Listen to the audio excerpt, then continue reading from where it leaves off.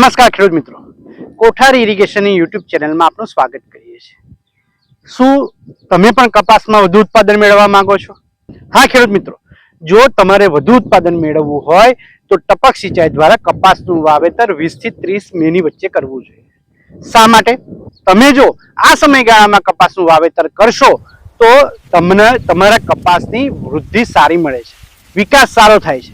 ગુજરાતની જો વાત કરીએ તો ગુજરાતની અંદર વરસાદ છે એ 20 જૂન પછી આવે છે। આથી આ સમયગાળામાં વાવેતર કરેલું છે તો તમારા કપાસનું વાવેતર જૂન મહિનાના એન્ડ સુધીમાં 1 થી 1.25 ફૂટનો આ સમયગાળામાં થઈ જશે, જેને કારણે મોટો ફાયદો શું થશે? જો શરૂઆતમાં વધારે વરસાદ જો થશે તો આ વરસાદને કારણે કપાસને નુકસાન ઓછું થાય છે અથવા થતું નથી, જેને કારણે એનો વિકાસ સારો મળે છે।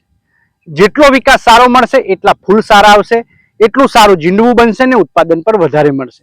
બીજો મુદ્દો, જો તમે આ સમયગાળામાં જો કપાસનું વાવેતર કરશો તો ગુલાબી ઈયળનો પ્રશ્ન મહદઅંશે ઓછો છે, જેથી તમારા જે કપાસની ગુણવત્તા છે એ સારી મળે છે અને ઉત્પાદન છેલ્લે સારું મળે છે।